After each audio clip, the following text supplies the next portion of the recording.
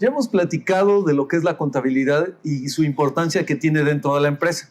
Recordemos que la empresa es un ente económico que tiene un proceso donde tenemos entradas, una caja negra donde se realizan todas las operaciones y salidas. Esas entradas pueden ser los insumos dentro de un proceso productivo que los transforman, y tenemos como salida bienes o servicios que se producen en esa empresa.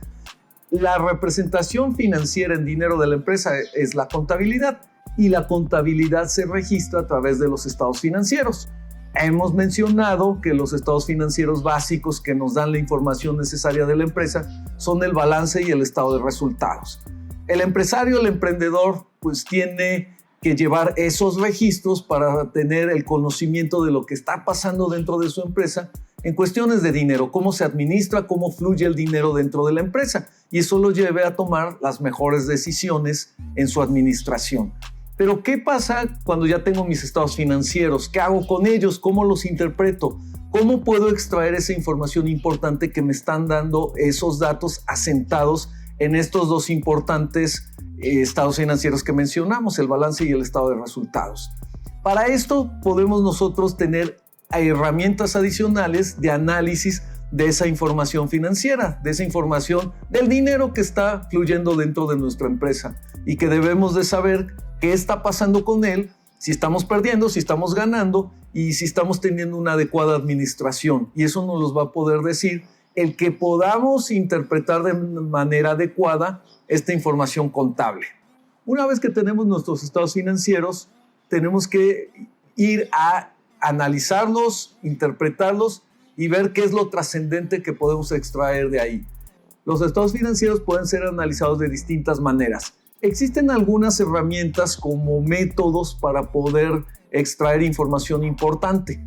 Una de ellas es el análisis vertical, otra es el análisis horizontal, que platicaremos en otra ocasión.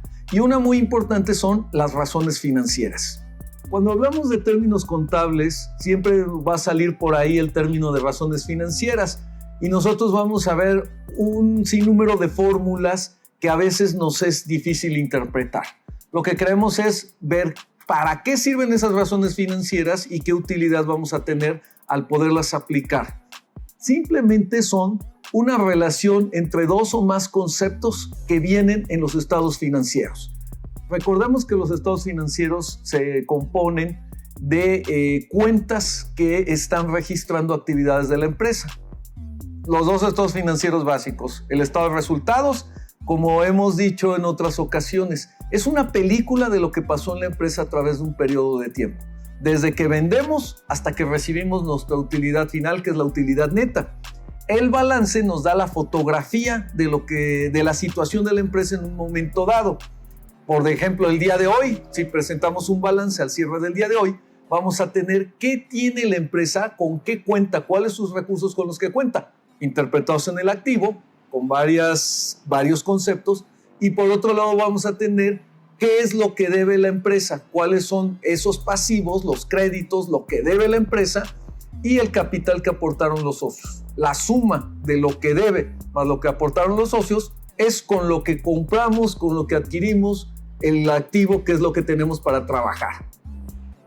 Ahora, las razones financieras nos sirven para interpretar qué está pasando en esas cuentas que tenemos de balance y de estados de resultados. Y eso nos va a llevar a interpretar, analizar y comparar. ¿Comparar con quién? Comparar cuentas entre sí o comparar periodos de tiempo. Para poder empezar a hablar de las razones financieras, tenemos que hablar de cómo se clasifican, qué tipos de razones financieras existen. Como decíamos, es una relación entre información, entre cuentas, entre conceptos que están asentados en los estados financieros, y estas se expresan mediante fórmulas que nos dan información importante del desempeño de la empresa. Hay muchas clasificaciones que podemos nosotros ver de distintos autores de las razones financieras, pero nos vamos a ir con una muy básica. Existen las razones financieras de liquidez, de solvencia, que también se interpreta de endeudamiento, a veces los llaman de endeudamiento, de actividad, y las de resultados. Las de actividad también hay autores que las están incluyendo en las de liquidez. Las razones de liquidez se refieren a qué pasa con esa parte de los recursos líquidos que tiene la empresa, quiere decir efectivo o esos recursos que puedo yo convertir en efectivo de manera rápida. La liquidez me va a permitir el funcionamiento de la empresa en el corto plazo, me va a permitir afrontar las obligaciones de dinero que tiene la empresa en el quehacer inmediato, en el quehacer diario de la empresa. Y eso es lo que le da la importancia a estas razones de liquidez. La primera y la más comúnmente utilizada es la razón de circulante. La razón de circulante es una simple fórmula que se expresa como el circulante es igual al activo circulante dividido entre el pasivo a corto plazo. Son dos cuentas que encontramos en el balance de la empresa, una del lado del activo y otra del lado del pasivo. Todo es a corto plazo. Vamos a ponerle números para poder entender esta simple fórmula, esta fórmula muy sencilla para tener información que nos sirva. Por ejemplo, si tenemos un activo circulante de 4,000 pesos dentro de la empresa y por otro lado tenemos un pasivo a corto plazo de 2,000 pesos, el resultado de nuestra razón financiera de circulante es de 2. ¿Qué quiere decir este número 2? Este número 2 nos da una relación de 2:1 entre el activo circulante y el pasivo a corto plazo. Quiere decir que esa relación es la que tiene la empresa para afrontar sus obligaciones de pagos de efectivo a corto plazo, en plazos de menores de un año, con los recursos que tiene la empresa. Quiere decir que por cada unidad monetaria que tiene la empresa que cubrir por parte de deuda que pagar a acreedores, tiene 2 unidades monetarias que pueden afrontar ese compromiso. O sea, que si debe $1, tiene $2 para pagar. Así de sencillo. Eso es lo que nos está diciendo esta razón financiera. La segunda razón financiera de liquidez más utilizada es una que llamamos prueba de ácido y simplemente es una variante de la razón financiera de circulante. La fórmula es muy sencilla. La prueba de ácido es igual al activo circulante menos el inventario dividido entre el pasivo a corto plazo. ¿Cuál es la lógica de esta razón financiera y la variante con la anterior? Es que el inventario es un activo circulante que se tiene que convertir a dinero, no es dinero en sí.